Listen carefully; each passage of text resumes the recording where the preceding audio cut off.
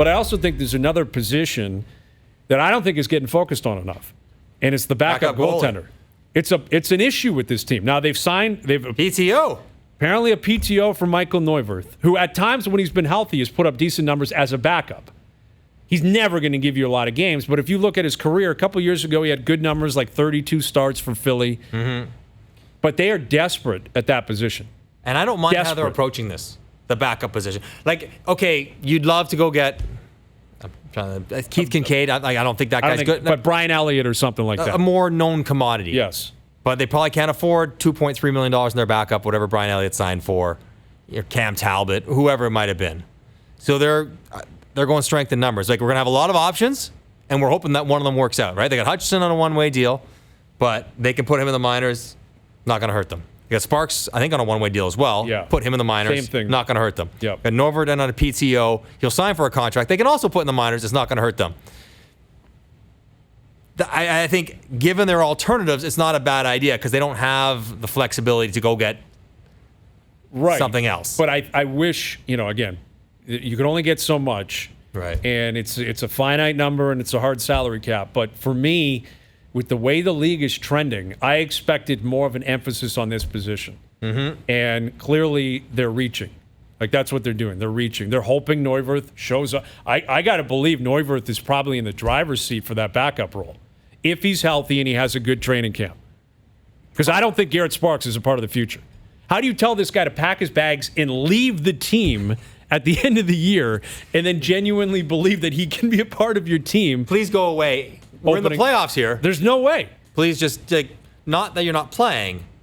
You're out. Just don't be around. Like, there's another rink. That's another level altogether. Dude, you've gone not only from a healthy scratch to a black ace to whatever that is. You don't exist. We're moving your gear out of the room. And Hutchison had a kid. And we got a guy going through a life situation while this is happening, but we're still willing to roll the dice. Right. So I don't see Garrett Sparks. I don't care what they say between now and opening night. That changed quickly, eh? What a year. Quick. I mean, I can get past them choosing Sparks over McElhinney. We've had this conversation before. McElhinney's had a great little resurgence late in his career. I didn't see it coming. I understand why they wouldn't. Sparks, MVP of the playoffs, won all that stuff. He was the guy. He was supposed to be almost the heir apparent, let alone the backup. I think that was the hope. Yeah. But certainly that he was an NHL goalie and he was going to be a backup and he'd be a good one at that. And 8 months later, he was asked to leave the team in the middle of a playoff. Shocking. That's a quick turnaround. Quick turnaround. Now, again. And I'm hopeful that it was just he was struggling with his game and nothing else. Because remember what he said in Ottawa? Like, that was the beginning of the end. Remember he came out and said, we got to give a better effort, and if we're going to play like this, and it was like, as a player, rookie backup goalie. You've got, like, what? Yeah. Like, you're telling How about you and your .882 save percentage worry about stopping the puck? Exactly. And less worrying about more commitment and more with guys intensity. In that room, like Patrick Marleau, Ron Hainsey, John Tavares. I remember that comment. You're telling those guys. That's a tough one to chew on. And I think it fell off pretty quickly after that. I don't think it was a coincidence. Now, again, maybe he's reformed his game. Maybe he's going to have a different approach. I don't know. But I find it hard to believe you can get to a nuclear option. Which is what they took. Which it was. And then all of a sudden you're like, no, he's in the running. So I don't consider Sparks in the running. Michael Hutchison, for me, is not an everyday backup in the league. I just don't see it. I think he's somewhere between the AHL and the NHL. He's a good number 3. But if it gets to a point where Freddie Anderson has to play 63, 65 games, can't have that. That cannot happen. Yeah. It can't. Like, we've been down this road before. And your team should be good enough that he shouldn't have to. It's not like you're grinding over points. Like, we need him to play scheduled game off because we need to make the playoffs. Right. Your team should be good enough that should not be part of the decision-making process for him next year. It shouldn't. So and Neuvirth, and this is what you do when you're a guy who doesn't have a contract, right? You scour the league. Where are the holes? Who's going to ask someone who's not capable to filling that hole of doing it?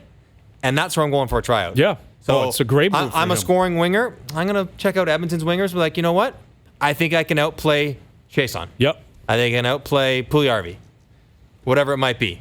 And I'm going there. That's what Neuvirth's doing right now. He's scouring. He's like, I see the contracts. I see the financial flexibility of burying one-way deals because the team is wealthy. I'm taking that shot. Yep. No, it makes sense. It's a smart play. Like, listen, I don't like the bind that the Leafs are in, but the position they're in, this is the smart play.